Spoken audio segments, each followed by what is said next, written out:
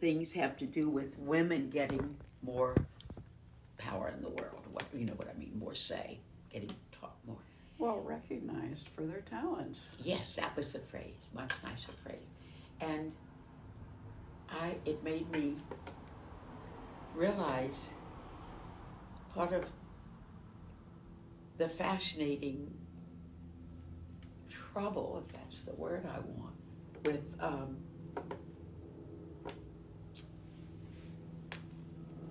feminism and being part of history is it's okay.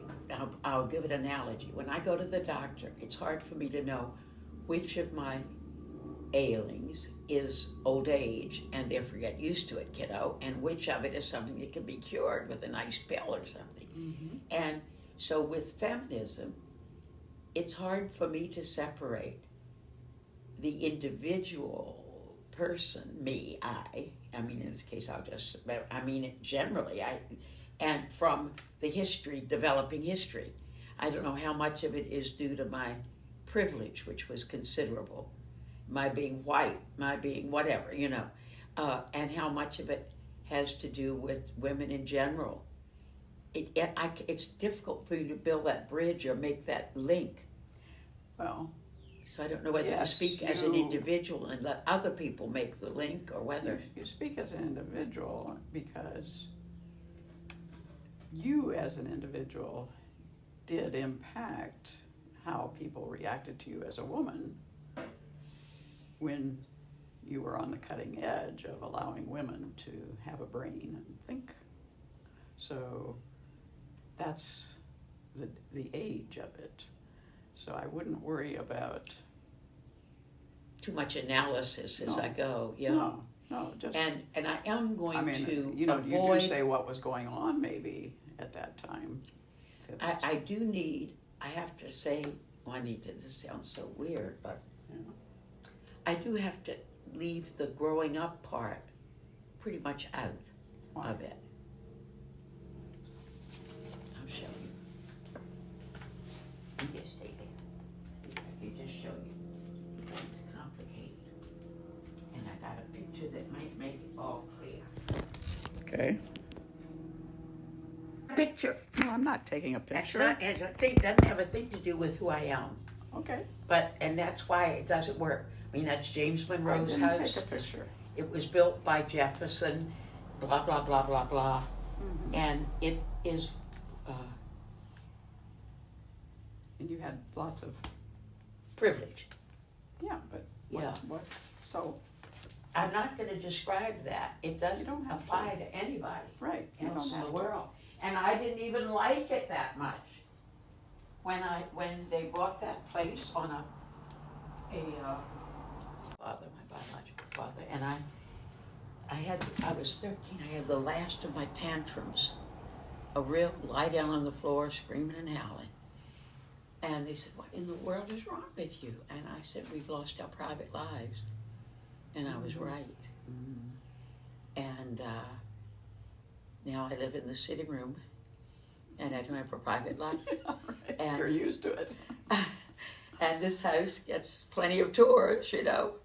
So, and none of them belong to me. The sitting room owns the house I live in. This house has belonged. Oh, my family's The trust. sitting room did belong to you. I bought the house, yeah. Right. For $35,000 or something nice, yeah, in those days, God. And with some help from my family, too, again. So, I don't know, houses are so much part of our identity. And you even said, "Oh, we'll do it in your house because it's so funny and characteristic," or whatever you said. Historical. You know? Historical, yeah. And all that, yeah. And so... you know, people say, "Well, why did you go to Stanford?" And I say, to get as far away as I possibly could from the influence of the family. I wanted to see what I could do on my own, you know. So where did you live before 13? 8 miles away at a place I much preferred. Very private, but still Virginia, yeah. Yeah. Yeah. A wonderful place. And tell me about how your family influenced you in terms of work? You know, Well, I can do a little of that. what examples did they give you? So my status in the family was always, I knew I was loved and supported, especially my mama. It's home, you know, because she'd gotten a divorce when I was a year and a half old, but she already knew pretty much who she was going to marry, and did when I was 3. And the stepdad was wonderful Was it? to me, but I was always a little separate. You know what I mean? I had my own life to live. I was the only one in the family who ever went to college and finished. Really? Yeah, and I was always considered a little different, I guess. But you know. So you had how many older or younger siblings? Well, no older. No, I was the only child. You were the in only first child. marriage. Okay. And this is why it's so implausible, honey. You don't want to waste your time on it. But so my mother and father both married other people, wonderful people who were darling to me. And they each had a son and a daughter.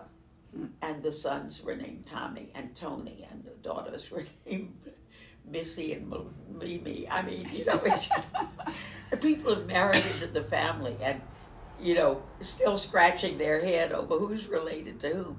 Plus, they're all good friends. Plus, they now all infantilize me. Who got to boss them around for years, but now they feel, you know, they have to look after me. Yeah. Yes. So it's a little unusual. Okay. So were your mother and father and stepfather hard workers? Hell no.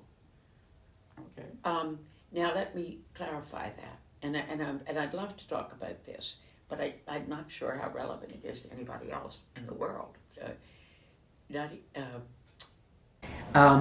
My wonderful stepdad either saw something in me, entrepreneurial, or knew it would be useful for me to have that, because I wasn't gonna inherit necessarily whatever he had gained by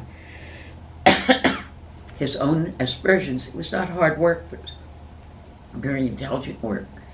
He was born and raised in Arlington, Virginia. His dad was an insurance salesman, and there were millions of kids in very modest upbringing. His mother, who was a saint in heaven, died early of all those children, I guess. So he once tried to invest in Wall Street and lost every penny. And he hated Wall Street from then on. He called it fake money. And he bought land. The fact that it was 7 miles from what became the Pentagon meant that there was a lot of money. Of course. And one should buy land. it is, I believe in it. And I don't do it, but I believe in it. Yeah, and me it's too. well-gotten goods is what we call it. We always call it the well-gotten goods. But Tom, nevertheless, darling Tom, early on began giving me jobs. And I realized now, thinking about it in context of this interview, that how important these were. Jobs like what? Guiding, I got to guide the Boy Scouts troops through the historic house my family had come to live in. Mm-hmm. And it was very hard to get the Boy Scout troops interested in James Monroe and the Monroe Doctrine. Uh-huh. And so I learned various devices to keep them involved. Uh-huh. Fortunately, we had also dinosaurs on the property, so that interested them more. But so one summer, that's what I did, and I got paid for it. Good. I also got paid for buying all the groceries. I think Tom may have had a sneaking suspicion that the people who were working for us were taking an extra cut with the grocery guy. And so I got put in charge of it. And I took it very seriously because I think Daddy gave me $1 for every dollar I saved under what they'd been spending. Oh. So Mother wondered why the vinegar on the table to go on our greens, because it's a southern household, was a different color than the usual vinegar and a different taste. And I told her it was because it cost 2 cents less.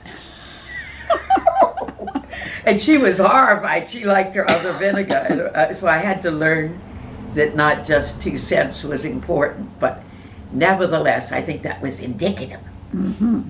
So I went away to college. And what did you think?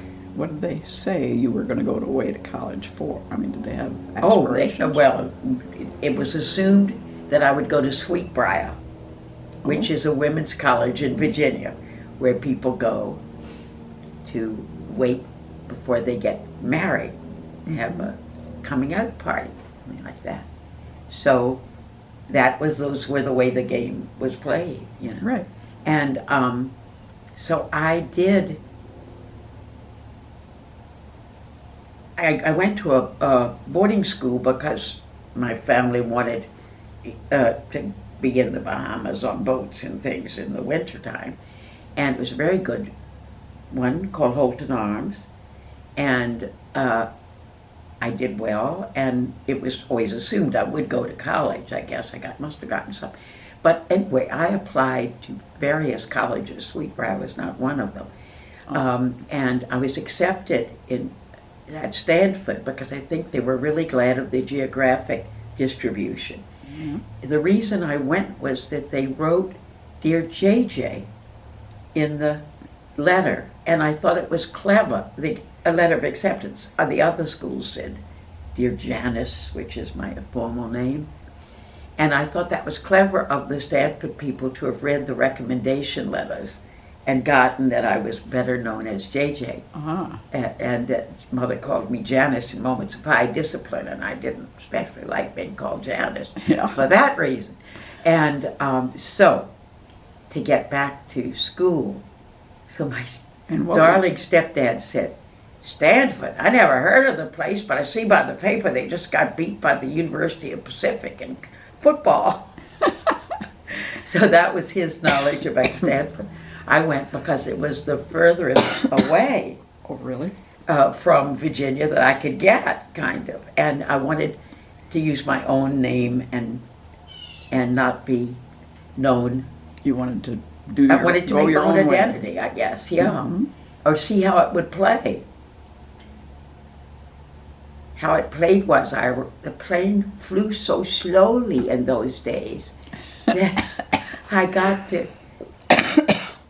San Francisco. You need some water, dear. Yeah, here it is. Where is it?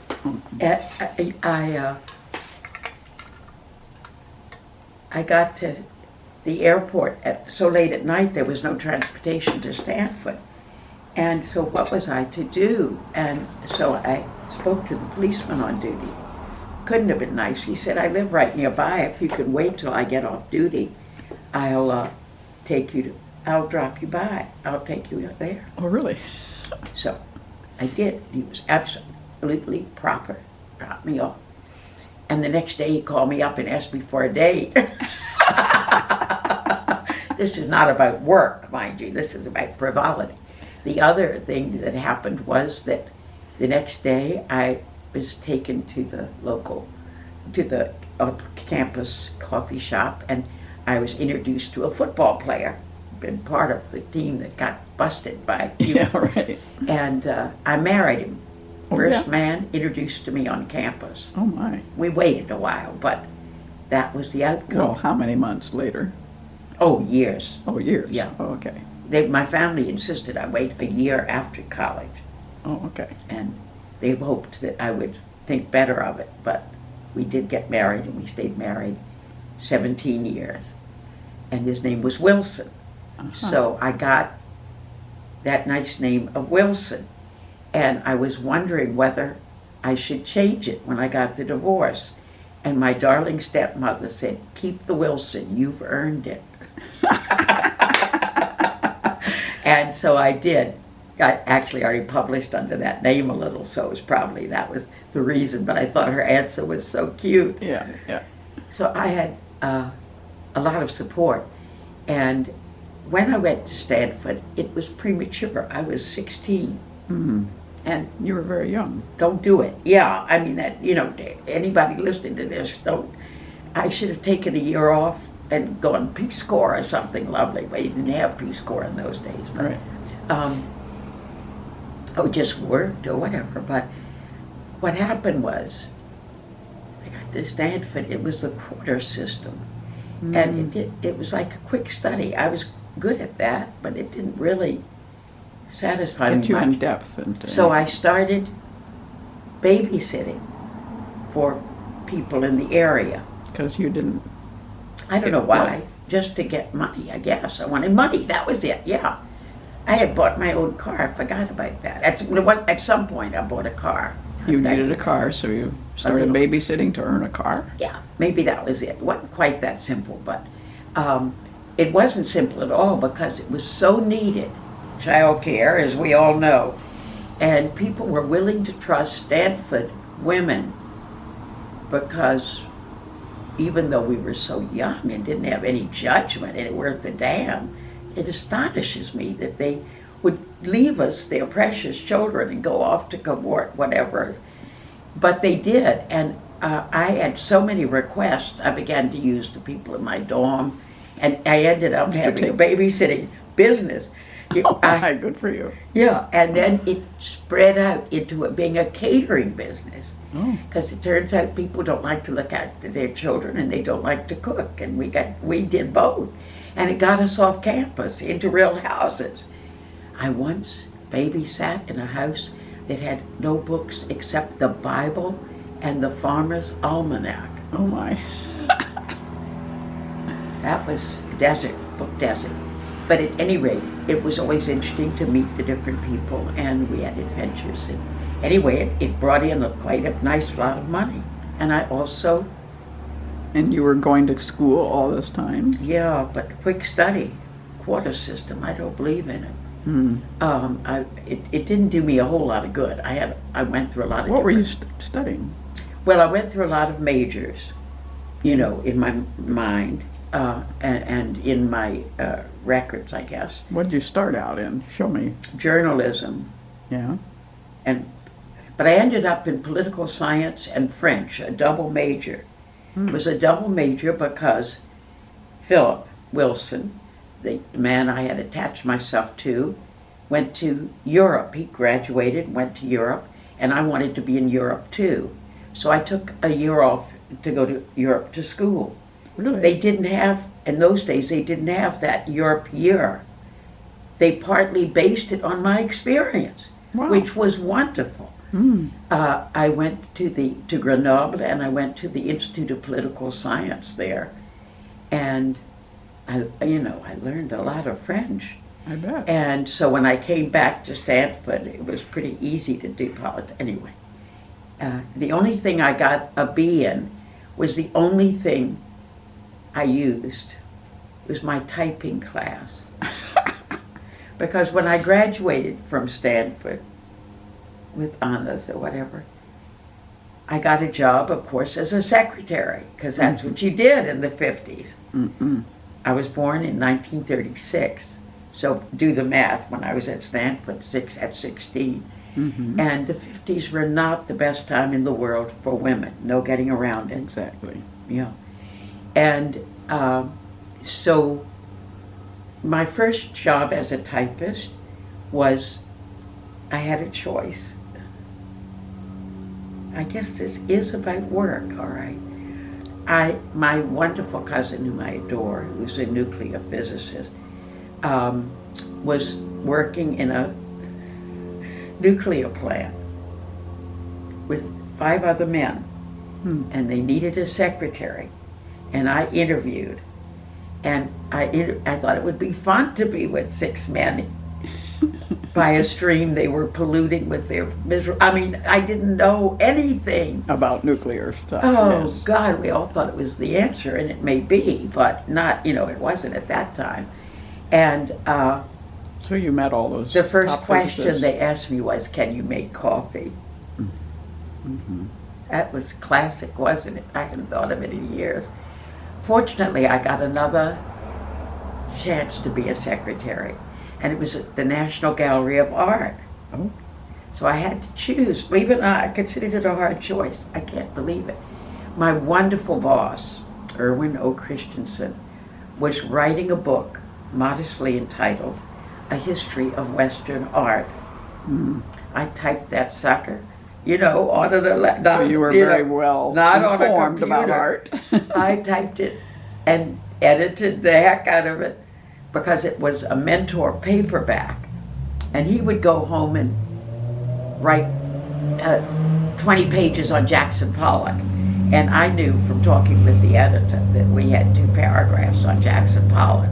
And my job, I would then, by that time I had an assistant, I'd leave her in charge, and I would go to the beautiful little library at the National Gallery of Art and edit that sucker down to 2 paragraphs, and then sell it to Erwin, to darling Mr. Christensen, because he had been loved with every word he wrote, of course, on Sunday afternoon. And but on Monday we would bear it down, and so we got that book out, and I'd love to show you a copy of it. It's wonderful. And it taught me more than I ever learned in my history of art class at Stanford, I assure you. And that is, in a way, what I have to say about work. I learned more from, I was a school teacher. It's embarrassing to admit that what I learned in the classroom didn't do me much good. What I learned on the jobs I had, be it babysitting, catering, or being a secretary at the National Gallery of Art, was what grounded me. It gave me confidence and whatever I had, I don't know, skills. Let's face it, Then you can do anything. when Karen and I wrote this book together, we did it because I had the confidence from having typed the book and edited it. And at you the realized that women were ignored Well, that took later. That I didn't realize it at the time. when you wrote this book? Well, yeah, 1976. But remember, this was in the 50s, and I was, Sure. so it took a while. Yeah. And when I got, so I waited I did my year that my family had insisted upon, and was married on December 13th, which was a Friday the 13th, was perhaps bad luck. And then I moved to California because that's where Philip is born and raised. And San Francisco during the Beat period, Oh, yes. it was cool. And you had really become a Californian with Stanford, too. Yes, that was part of it. And so I couldn't get a job at an art gallery because a museum, because I wasn't a resident, and I had to be there a year. Oh, my. And they were all state-owned, the ones I'd applied for. So in that time, I went to work for the Bank of America as a secretary, getting $250 a month. Philip was in art school at that point. He worked part-time So he was an at artist. a gym, because he's a very physical man. And he one of his clients, or whatever they called him, at the gym, was owned a donut shop. Why is this important? You'll hear in a minute, maybe. If I could get to it quickly, I gotta move faster. That's So, okay. To supplement the $250, mind you, our rent was $90 a month, but still, to supplement that and what Philip made at the gym, I don't remember what it was, but we made cheesecakes. And Philip did the crusts and I did the interiors. And the donut shop guy got us huge jugs of sour cream, beautiful boxes of wooden boxes, which I used for years to put pens in and things, of cream cheese, and at a huge discount. Mm-hmm. And we sold them for, $7.50 or something. And so it was a great way. And I tutored French. Oh. And I tutored French. One of my students was a teenager whose mother had given up on her, and she was not doing well in school. And she lived out in the avenues, and we're living in San Francisco, in an old movie house. But anyway, in working with this student, this alienated teenager who was flunking, I realized, I guess, that I thought I would not want to teach people who weren't as smart as I was, or as, lucky as I was to be able to rally that kind of intelligence around the schoolwork while and it turned out I loved it. We read The Little Prince together. Do you know The Little Prince? Oh, yes. And we read, of course, in French and English. Mm. And she enjoyed flourished, yes. Oh, and that must have been exciting. Of course. I mean, you save one soul, you think you could save them all. Maybe she was the last one I ever saved. But it did. I was taking night classes because... In what? Creative writing. Okay. And I was writing Dickensian materials. And at one point I said, my family threw up their hands.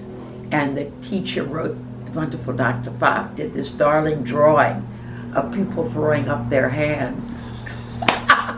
So I never did a metaphor again that I couldn't picture. And he also, at the end of the portfolio that I turned in, wrote, may I suggest that you read Virginia Woolf so that you'll see that prose can be winged too. Oh. And if I trusted someone, I'm such a docile German, I did what they said. So I went immediately to the bookstores where we were selling our cheesecake, by the way, and as well as other places, and said, show me your Virginia Woolf, used bookstores. And he said, look, if people bring me Virginia Woolf books, I worry about them. And that's when I found out that she'd committed suicide. Oh, I see. And his worry if they were turning in. But there was one book, it was Jacob's Room and the Waves, bound together in an American Random House. And I took it home and read it. And because that's what he asked me to do. I mean, I'm a docile so-and-so.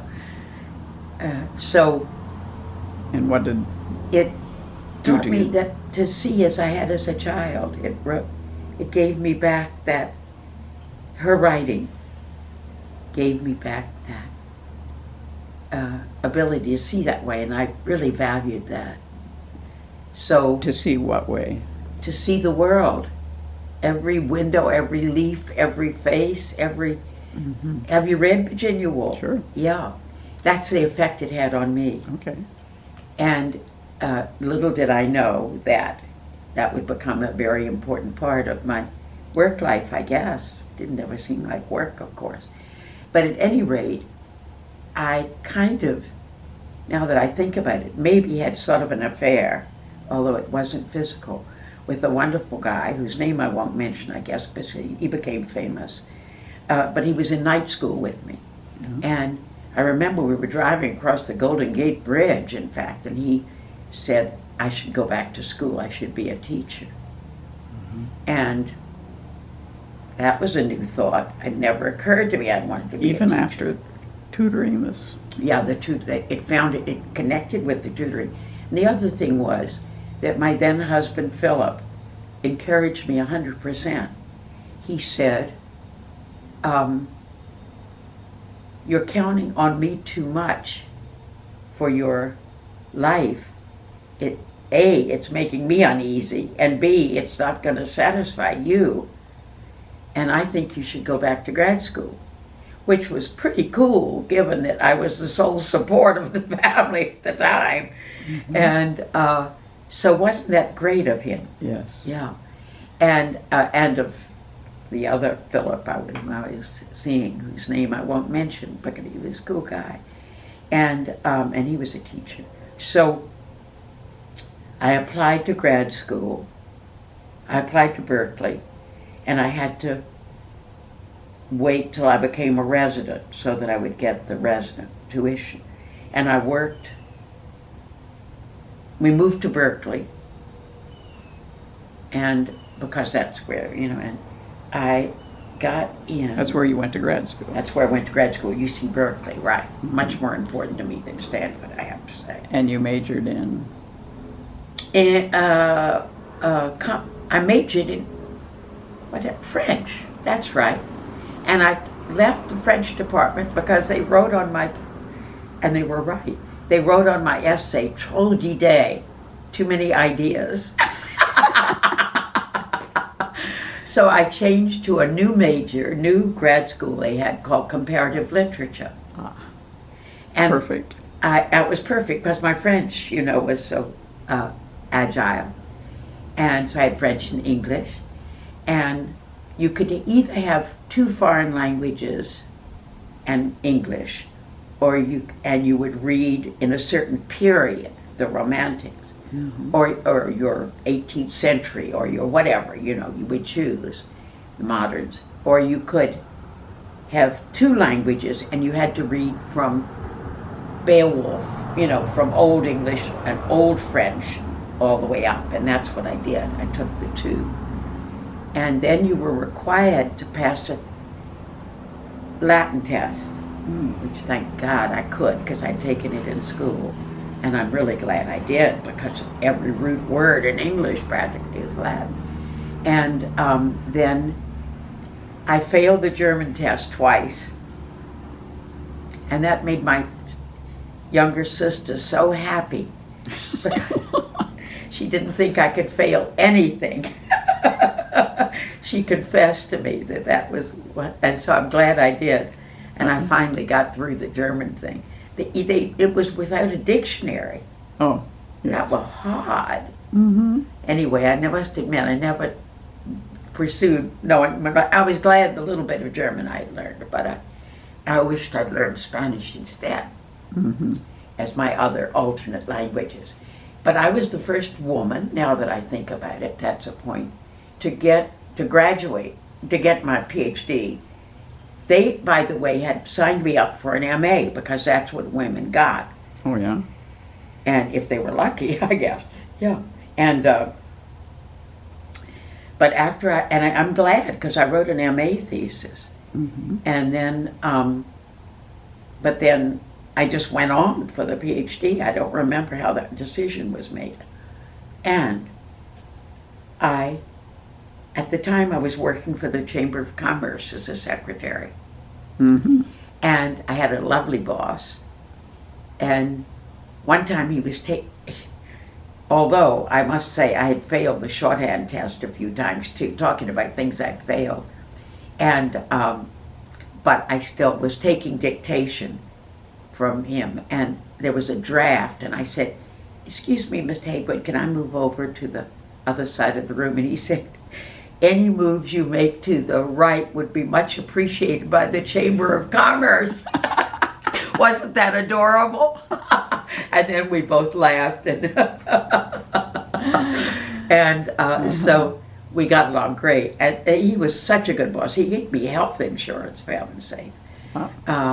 And so that job helped support me, and then in grad school helped support Philip and me.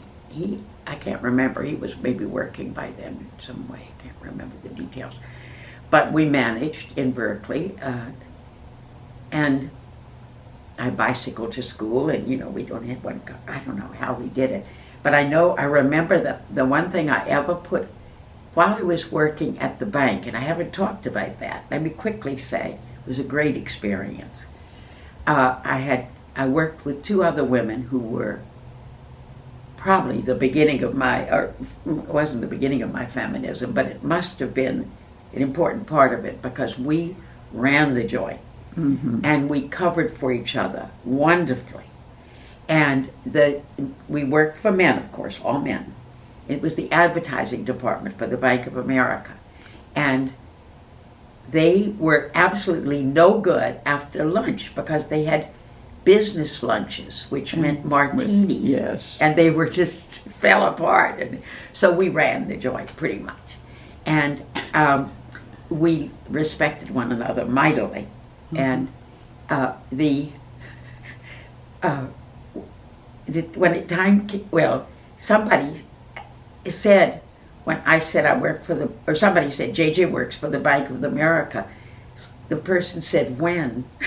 Because I was so busy I took a theology class. I started a chapel, was part of a group that started a downtown chapel in the center of what was Wall Street at that time, Montgomery Street. What kind of chapel? It was for people to come have a spiritual life while they were in business, being able to just drop by, and just a quiet one. It was ecumenical, and it was a lovely idea. And there was a great library right near there where wonderfully you go up in an elevator, and it's still there. It's a private library. It's marvelous. You'd see old gentlemen playing chess, and it was just such fun. So I got to know downtown San Francisco very well, and Grace Cathedral was up the hill. So one would check in occasionally at the office, but one didn't have to be there too much. When time came for me to leave to go after my residency period was up and I could go to Berkeley, I said, I'm leaving. And he said, well, hire my replacement. You know what I need, and I'm going to be at a conference in Canada. So I interviewed a few people, and I hired my replacement, and he divorced his wife and married her. Oh my. I left Smith, and the two women in my cohort who'd been hired when I was extremely close to. One actually had been there longer than I. Were denied tenure. Why? And tenure comes after you've been there 3 to 5 years, whether you can stay on. They had been there 3 to 5 years teaching there beautifully, and they were denied tenure. And the reason was that they were given was that they were not brilliant enough. It was not that they were women, but it coincided with the Title IX passing, and which had a very small office, like 5 people or something. But they took on this case for my friends for a wonderful reason. They knew they could win it. Smith had advertised in their publicity for parents for these 18 to 21-year-old students, that the faculty would always be a majority male. Really? And so they lost their case with Title IX. And meanwhile, I felt I wanted to be there fighting with my friends, I felt I had slid out just into this heavenly Sonoma State that was thrilled to have me. And my wonderful friends, Mary had taught Chaucer for 7 years, and what they said, the reason, not brilliant enough. So the students, God bless them, got a bunch of t-shirts, not brilliant enough, and wore them. Wasn't that wonderful? How lovely. So my two great, and I went back to testify and everything. I just about had a fit trying to be part of it. And they won a huge cash settlement, and both of them left Smith, taught at Princeton and elsewhere, Good. But it was, now that I think about it, a major feminist. Of course. So in Massachusetts, you couldn't buy birth control. Really? At that time, we Yep. smuggled birth control in for ourselves and for other people. It was amazing when you think. Anyway, I just found out the other day that one of the people who funded the birth control, the wonderful woman who did, was from Massachusetts, so it's very droll. She was at MIT, amazingly, one of the few women there. And she was the one who insisted, who managed that the women at MIT did not have to wear hats in the lab. They didn't have to wear their hats because he said it was a fire hazard. She said it was a fire hazard. That's the only way she got rid of it. Really? You had to wear hats. There I was don't remember having to wear hats. at MIT. Were you there? Well, not there, but other places. In the labs, yeah, at MIT. There was a picture of a woman in a Victorian hat. Oh my God! And the men, did they have to wear hats? No. Apparently not. So it was, but all of this just became known to me through the wonderful New York Times Overlooked series. This amazing woman, whose name was McCormick, Jane McCormick. Anyway, I'll get her exact name because it ought to be definitely on the tape. She had, among her other amazing skills, she'd done a bunch of things with a lot of money that she'd inherited. Yeah. And she got no obituary when she died. And so she's part of this wonderful Overlooked that now does obituaries of these wonderful. She died in 1960, still didn't get an obit. She on the birth control pill, and was a great friend of Sanger, and anyway, wonderful woman.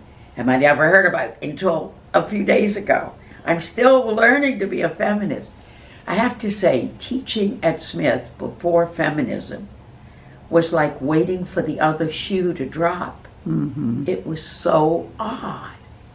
And I actually, now that I think about it, and this is not exactly work, but I started a cooking class there. And for fun, cooking club. Yeah. And because they were so busy bending over backwards, not being women, or something, that there was no emphasis. And I loved cooking. I thought it was one of our marvelous skills. You like to eat too. I love to eat. And what we did is we hired the people, our teachers, were the wives of the male faculty members. Oh.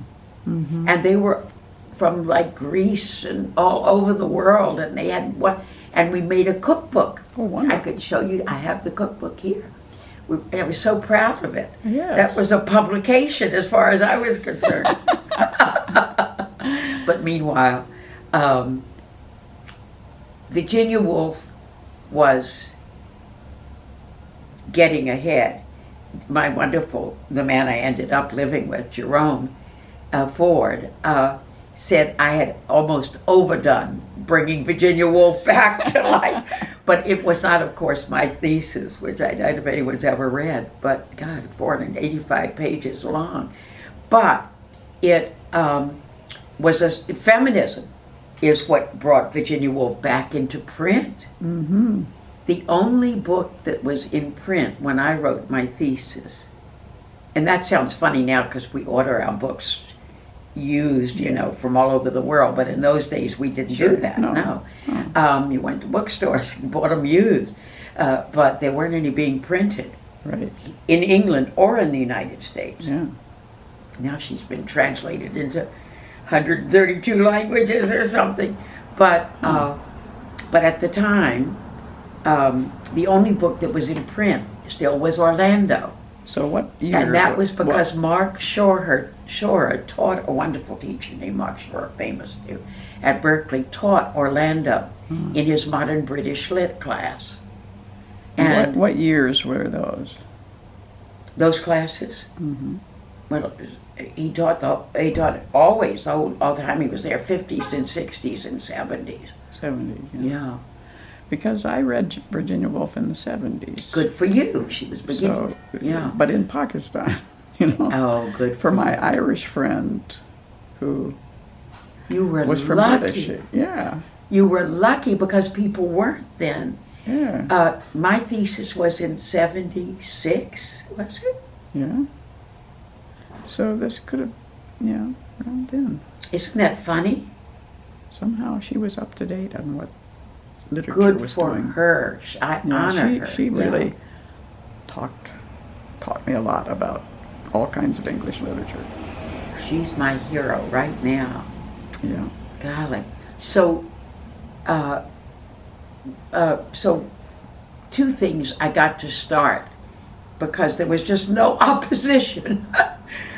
Women's studies, me and 35 million other people, you know, but anyway, everyone, a whole wonderful bunch of women, but I got the credit for it,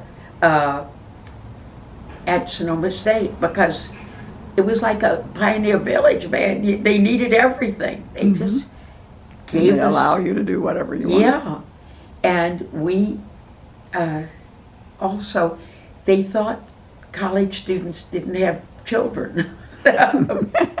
So there was no child care on campus. There were all these wonderful hippies, mostly men, I must say, who came with their dogs. Oh. The dogs bit somebody, so they made this wonderful kennel for the dogs. But nothing for the children. Nothing for the children. So we had a lovely demonstration in which we said to the children, go out and bite somebody. And pretty soon we did have pretty good trailers for the child. And women's studies was right next to the child care. It was great. So since they've gotten rooms of their own, you know, offices of their own, but at the time that was a big deal. And so we were working away, and Smith was having its terrible battle to get my friend's tenure, which they didn't even end accept, but they did.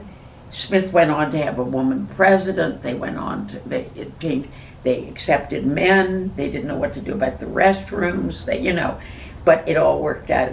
And progress was being made. And Virginia Woolf was back in print.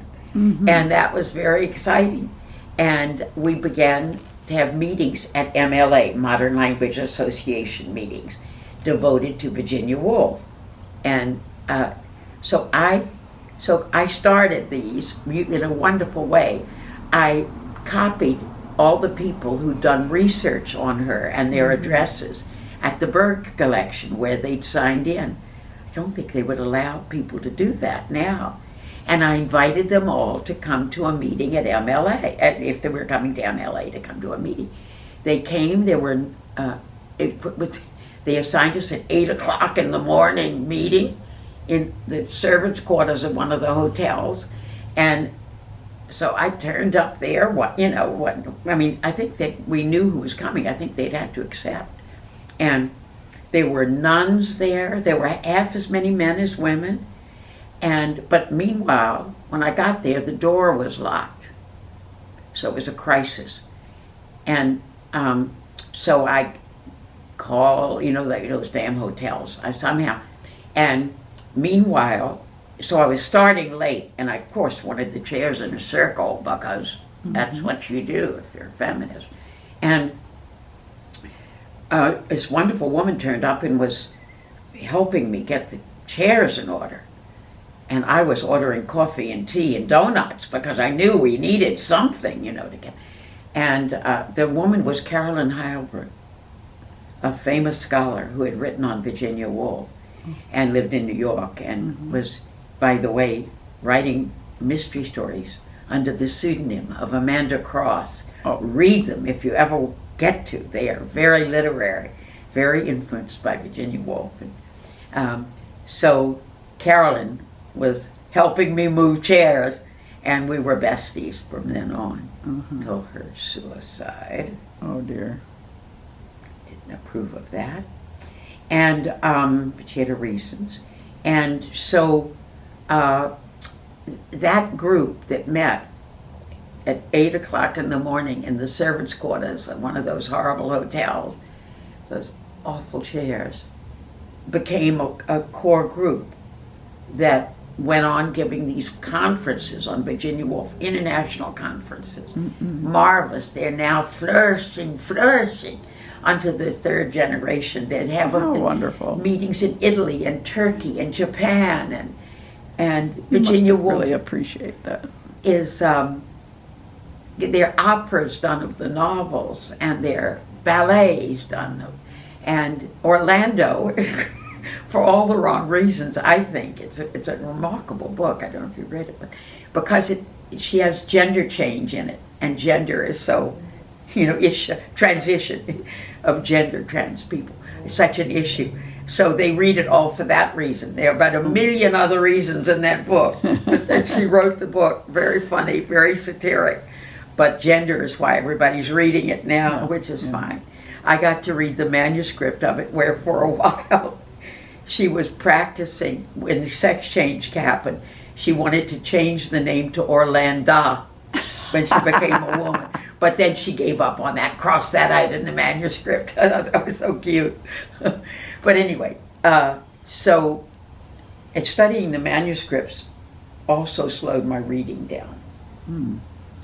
She crossed out sentences I would have given my soul to have written because, it didn't match her vision of the whole. And she knew there were more sentences where that came from. But of the waves, which was what I mainly focused on, I think, in my thesis, as I remember.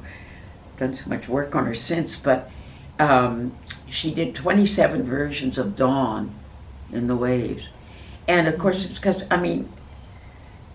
everybody writes about Dawn, from Homer on, they're writing about Dawn, and it was a hard task, she said herself. So I recommend you read the Dawn part of the Waves. But at any rate, what I'm saying is I was riding a wave of a new college, new feminism, new Virginia Woolf. For heaven's sakes. It was exciting times. It was. I don't know. I can't take, in a weird way, I can't take credit for it. I was lucky. My remarkable husband, Philip Wilson, whom I later divorced, it was a very amicable divorce. He was ahead of his time too, but he was too far ahead. He didn't get, he never got credit for trending. I was lucky. I somehow just went along. So that's the end of my story. Well, it sounds like Philip was a feminist too. He helped you through all your cooking adventures and selling and part of it. It doesn't describe him, but at any rate, he was an he was treating you as an equal. He was, And in fact, that's very interesting. And again, no need to video this, but or even transcribe it, whatever we're doing there. Just recently, he's been dead for 10 years or more now, but I ran across a long interview online. The Zen people were interviewing me.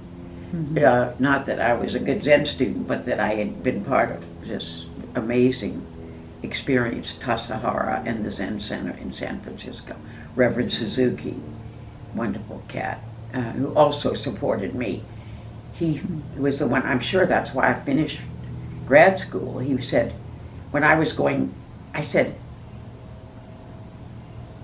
I was tired of studying and I came to meditation across the street, 5 o'clock in the morning.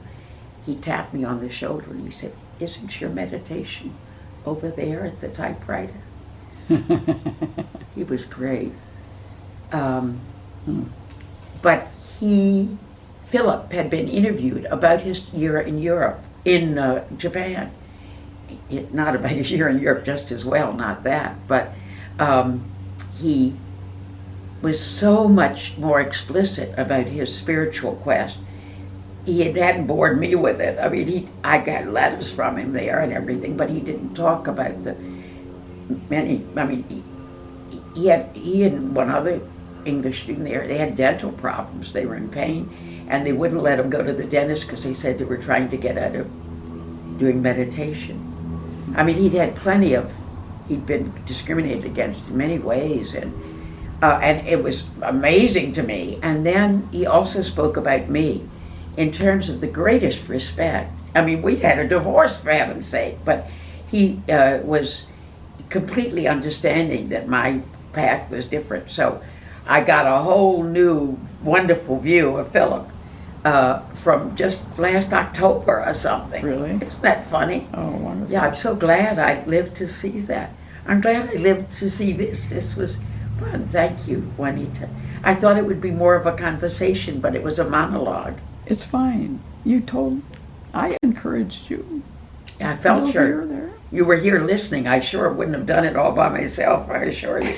Because when I did do this, it came out so different. Yeah, that little, what I did. Did we was miss like, anything? oh, plenty. That I worked for the music department, at Stanford, and that I organized a tour around Europe. You did? Yeah, for 3 Stanford students, and my family, I think, bought me a car, a Mercedes, at the Stuttgart factory. I picked it up. So I not only was me making, the tour guide, but I had a car. And you could drive them everywhere. And we all drove. And so it was a great, wonderful experience. Where'd you go? We went, remember, we went to Sicily, we went to Capri, we went to, so we loved Italy, we spent a lot of time in France, and we went to Germany. Well, I was in Stuttgart. I'm not sure we went to Germany later. Had a wonderful experience there, but we went to Belgium because that's where I'd been an exchange student. You were an exchange student? When I was 16, yeah. Oh my, you didn't tell me. That's where I got my French started. I see, okay. And the way my wonderful French mother, I guess she was, Denise, said I was talking in my sleep and she had listened, and I said, les pommes de terre sont délicieuses. The potatoes are delicious. It was all about food. But I was speaking in French, and I must have been dreaming in French. That was considered a big step. Yes. But my Belgian, I was with 2 families for a summer, I stayed. And we're all friends to this day. And everybody's intermarried and everything. I mean, it's all remarkable. So that was the end of our tour, was in Belgium, where they gave us an apartment, and we got to eat scrambled eggs and things. We'd been eating so high on the hog, we were delighted to be on our own. And it was a wonderful experience. Organizing the tour. And I can't remember. I had some reservation about it, and I can't remember what it was now. Maybe that's good. You only remember the good stuff. Yeah. Working at the National Gallery of Art was a marvelous experience, and I could have gone on about that forever. But I guess I will say that it prepared us for this book. So this is where my work life as a secretary came together with feminism, to realize, and the fact that you learned something being a secretary. Because I edited the book of history of art, of Western art. Education there. So that I would never have known. The hardest thing to do is the captions for the photographs. They're agony. But we'd had so much experience with it. So Karen and I were neither of us, Karen Peterson, right. We're neither of us art history majors. What was she? She was German literature. I spoke French, she spoke German. That was part of our skills. Yeah. Very useful. And so we had not been taught that there were no women artists. We were not art history majors. Yes. We had not been brainwashed. The only place we didn't find women artists is where we hadn't looked. Yeah. That's the only place. They've been everywhere. And I'm proud to say, this book, which was published in '76, my thesis was way before that. I got the date wrong. I'm not surprised. My thesis was '65. Okay. So then Virginia Woolf became waved on, and so by the '70s, in '76, this book was published, and that was early. Right. Since then, wow. Linda Nochlin had written a wonderful article called "Why Are There No Great Women Artists?" And that was a wonderful wake-up call, because she was a famous art historian whom I got to meet in New York, and that was wonderful too. But Karen was pregnant out to here at the time, so she wasn't in New York with me. But the books now on women artists proliferate, and they are so better. I don't mean to say, I'm not trying to be modest here, but I'm saying what they do is they study the women artists in the 18th century along with the men, whereas we singled them out as women artists. There's not a single male artist in this book. Yes, yes. And so that's a wrong way to do it, in a way. That doesn't show them. But it was necessary at the time. Of course. It was a good People first didn't step. think there were any women artists. And I like, and the other current book is that how many women artists do you really know? Can you name 3? Most people couldn't ever. Yes, we used to play that game. It was terrifying for people, And actually, I gave a lecture here that was organized here in Vero. That was a slide lecture. But by the way, the book is in black and white, right? Yes. So we did that because to keep the price low. It was so cheap. Right. This is a $5.95 book. $5.95. That was years ago. That's what then it went up to $7.95. It sold over 300,000 copies or something, and was reprinted, and was printed in England by the Women's Press, which was a very cute. Iron. I don't know if you know, And Virago. It was a bidding war on it. Goddamn, it was wonderful. So, but what we did that worked best, I guess, we traveled all over giving slide lectures in color. Wonderful. Yeah, and our school printed up the slides for us, and there were over 6,000 of them. Wow. And they're in the, at the art department there. And are they online now? They're doing that, But now, so wonderful teachers would come up to us, women teachers, but some of the men too, saying they would love to teach this, but that the slide sets that you could order didn't include women. So we said, gee whiz. So we went to Harper and Row, our publisher, and said, let's do some slide sets. And they said, great. At the time, they were in the textbook business. So they put out 8 slide sets, or 6, or so, anyway, a lot. Wow. Most of which I think Karen did the work on, because I was in Europe or something, but they were really useful. I was on sabbatical, right? But they were really useful to people.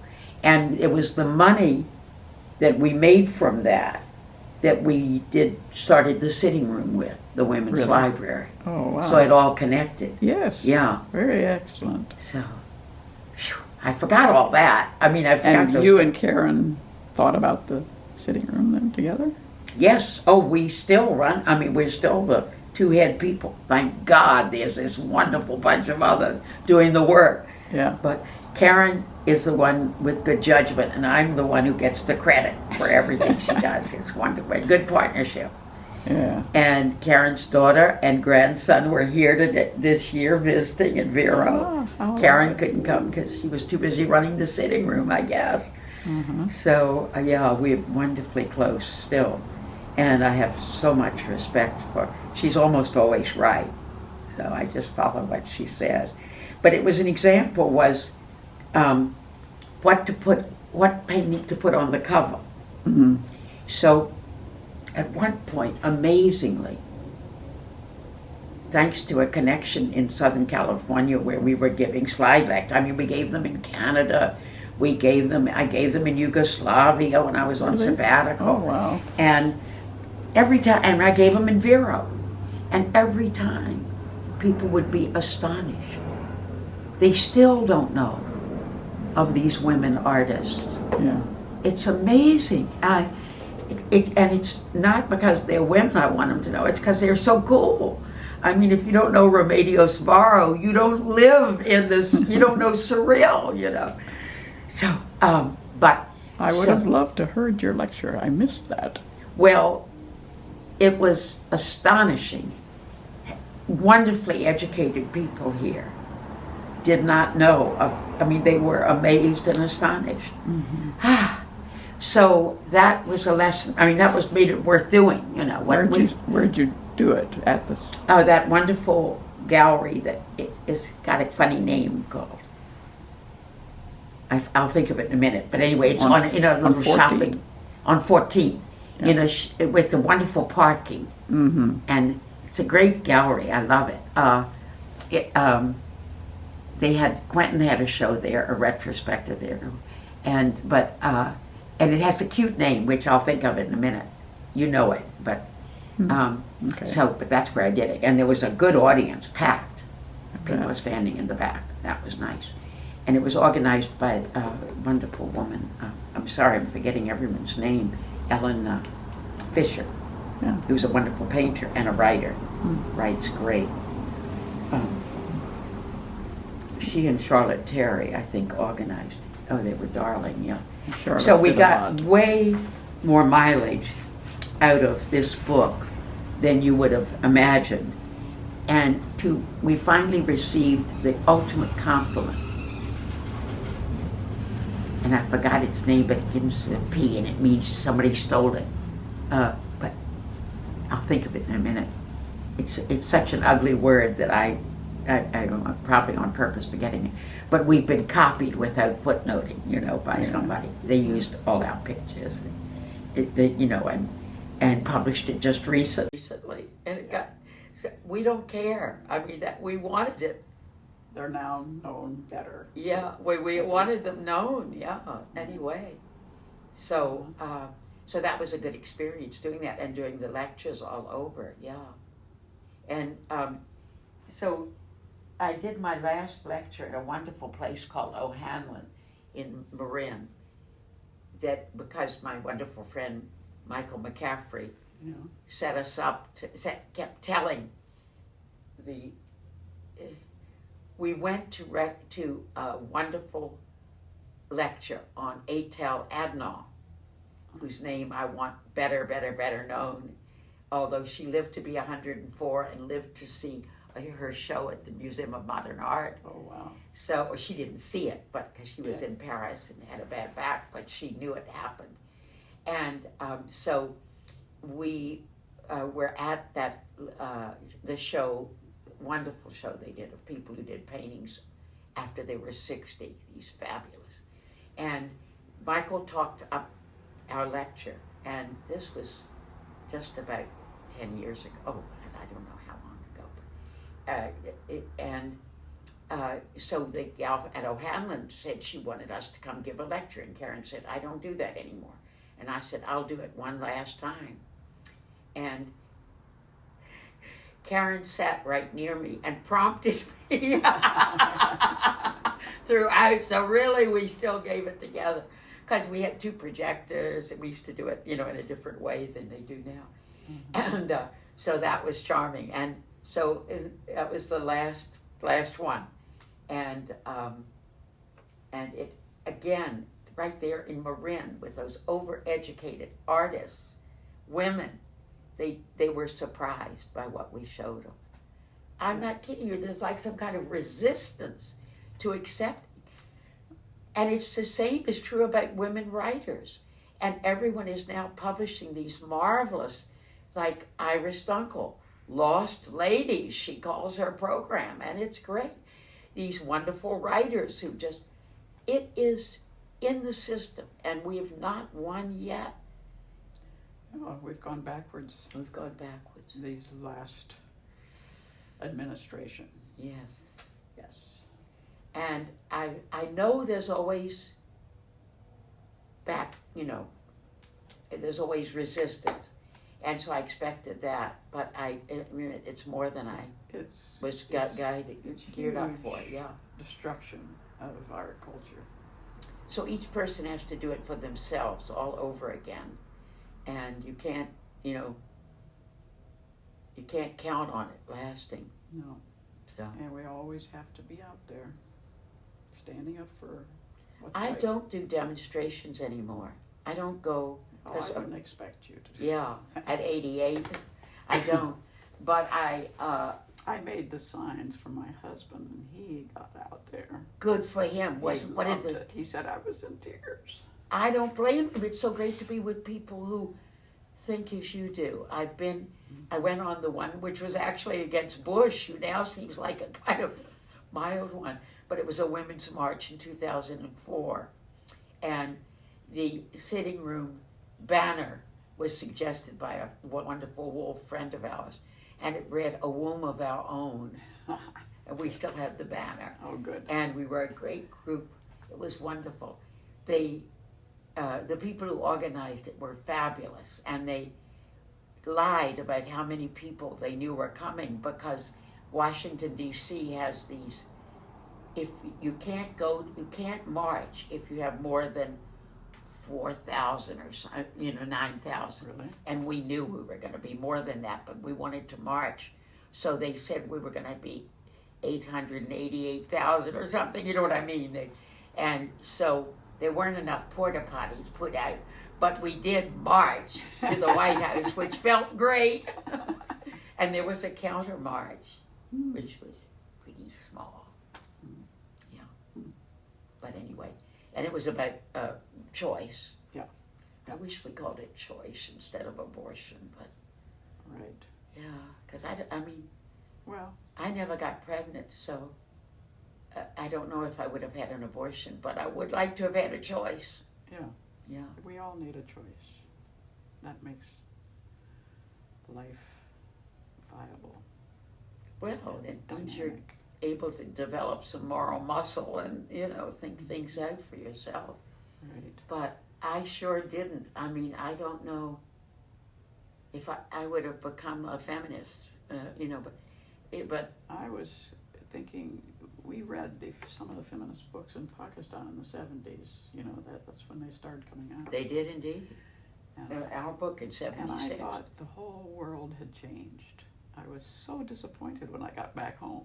Found everything sodden, I know. I thought, and Richard. Isn't that, dear that his is heart. so unusual. Richard, bless his heart. Well, Got he, it. I educated him. I said, Yeah. This is the way women are now. But he was always, from the beginning, he said, well, I'm going to graduate school, you're going to graduate school. That's what I was impressed by. Yes. That you all just lived out in the country, a hayfield or whatever, and both drove into And grad school so and spent the when we time. came back home, we thought, okay, and everybody is going to do equal work, since we had 5 servants in Pakistan. Yeah, one does. Yeah. And he said, Mom can't do all of this. Though before, Mom did it all, but not with kids. And he cooks. He loves to cook. Isn't that wonderful? Charlie, when he was here visiting, Martha's husband, loves cooking, and there he was with 4 women, and we had a long conversation about when we first menstruated and what that was, and it was the 16-year-olds were so charming. They told those stories for the first time probably, and Charlie was right there, taking it all in. He said, "Do you want to? Can you tell us a story that would be equal to this for you?" He said, "No, I'd rather listen, but each story was different, and so at least our conversation is more, our voices. I have this wonderful book which I have probably shown you called Secret Voices, that is published by a wonderful woman. I'm perfectly willing. I'd love to show it on the video. It's right over there. I read it every day. She was given a bunch of diaries that people found that women had written, maids, ladies, in England. So she's excerpted. She's excerpted it and Wow. has them, and in order to get it published, she had to also include Virginia Woolf and Audre Lorde and people like that. So that's how I got the book, because it's Virginia Woolf in there. And I'm loving what I'm reading and the other people's voices I would never have heard. So on, April the 4th or something, you read 4 excerpts on, and often they reflect the seasons, because it's April. She's done it beautifully. Wonderful. And very moving are the ones there's one from Lady Bird Johnson, Oh, yeah? and she's getting her hair fixed for some special occasion. And her daughter comes in and says, Mother, Martin Luther King was shot. Mm. And what, that did for the people in the White House at the time. Wow. I mean, it's so, in other words, the historic, in a way, it's a review of history. Sure. But they're from like 1636, some diaries, to 1960s and things. So it's really fun to read. And they have a lovely string in it, so you can read it like the Bible, every day. I haven't read mine for today because too much else has been happening. I bet. Yes. Yeah, but I recommend that. See, I'm glad that, because that was where women could say what they didn't get to say.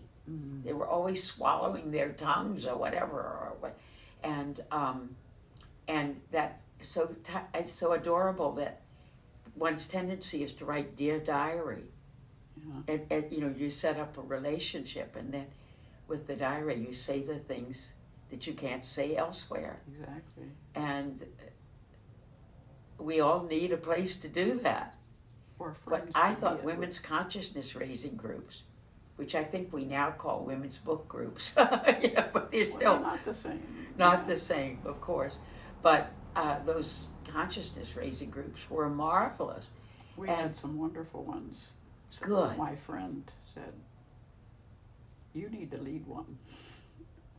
And so we had actually 2 or 3, but they were all different. They were Pakistanis and all different Oh, of germs. course, how Everybody was- wonderful. and it I was- would have loved that, more diversity Yeah. within it, yeah. Yeah.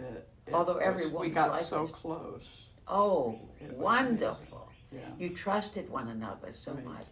Yeah. I love that. I was amused to find, I shouldn't have, it was ironic, I guess, that when I went to testify a panel of people who had been in CR groups, there was a man, he'd been in a CR group, hooray. They did it all by distance. They had never met in person. Hmm. It was all, Interesting. yeah. I said, I want to get together and have dinner or something. Yeah. But anyway, I hope men will do it too, because they need it. I'm Right. wary about men being friends. That's If why they're we have group dependent on their therapy. wives only, it's so hard. Yeah. And so I'm not married now, and I don't want to say I'm glad, but it's true that being married kind of packages you in a way that makes it. I'm more open to see all kind of people. Yeah. You can have a choice. Sure. Yeah, or no, I don't want a choice. I want to make sure my hearing aids work so I can listen to everybody. You Uh-huh. never know from all this talking, but I love listening, really, Juanita. I'm not going to interview you, but I love hearing about your experience in Pakistan, and I know you started a library there. Yes. It's still going to. Isn't that wonderful?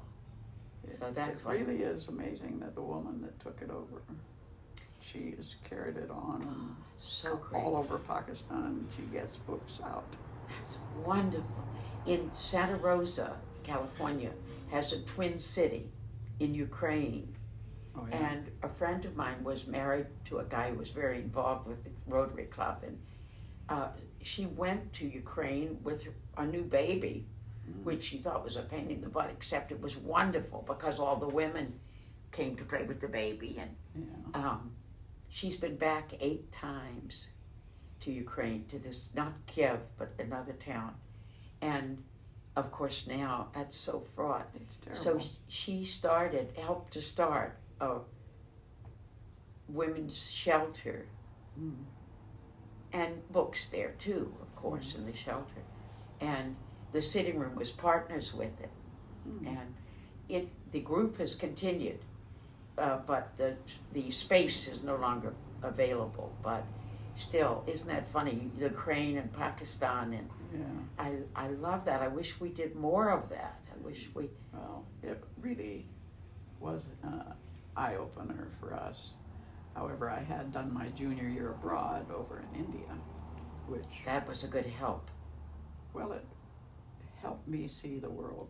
That was the major. I don't know whether I would have had the same experience if I had not had that one first. I was certainly much more open to things. My friend Tom Nixon's daughter went on she was bored by high school, I think, and went on an exchange program to Thailand and was horrified to find that she was in a big capital city where a lot of people spoke English and wanted to practice their English, and where the others, and so she complained, and probably as punishment, they sent her to a mountain village where nobody spoke a word of anything but So she had to learn it. She had to learn it, and she was so homesick, and the women kind of took her, adopted her, and they had a business, these women, making sauces that were sold in jars all over. And so she learned not only the language from them, but how to cook. Mm. And she's a famous chef now. Wow. She won in Guy Fiero 3 times. Really? And Wow. she has been back many times, and was the first fusion cook I knew. And Wow. isn't that funny, right? Yes. There, Tom Nixon's was my student actually, and is now my tenant and my neighbor and my helper, many ways. And he's so proud of his daughter, who's going for in all kinds of fame and everything, but all because of an exchange program, which almost didn't work. Mm. Golly, we learn from the failures more than we do from advice. That's for sure. But Yeah. I had a wonderful year and had many friends in Pakistan that we were very close to. When I arrived there, 3 Pakistani women came to me and said, "We want to have you join us in bridge." hooray for bridge! Well, hooray for bridge. And, Universal language. Now that I think about it, or chess. well, these were upper class women, and it was delightful to get to know them. We played I don't know whether it was week or bi-weekly, but often enough to really get to know each other. And Anything regular like that works. And they happened to be of different Pakistani religions, actually. That's unusual. Sects, yeah. There's Sunni and Shia. Yeah. There's another one that the third one was. And So their one was discussions. Parsi, actually. One was Parsi. Maybe Mhm. you know of her work, Babsi Sidua. She became a writer and taught in Texas. She came here, but We have a lot of those in the sitting room, but Babsi Sidua is Yeah. very fascinating. is it SIDDUA? SIDWA. WA. I'll double check, see whether we have it in the sitting room. Yeah, she's been translated. Oh, she wrote in English. Wrote in English, yeah. Yeah, she wrote in English too, because she was Farsi, and her husband, and she had daughters and things, but all of these, and the other one became very involved in politics because her family was of the rich Ruling Shia. class or whatever, yeah, And the whatever other they one, have you read Isabel Wilkerson's book on caste? yes. I found it so convincing. I started out, I of course read the one about black racism, and I did not believe, I thought racism was it. And 8 pages in, I got to get the phone, that's a good ending of it. Okay. 8 pages in, she had me convinced that caste was it. She is good.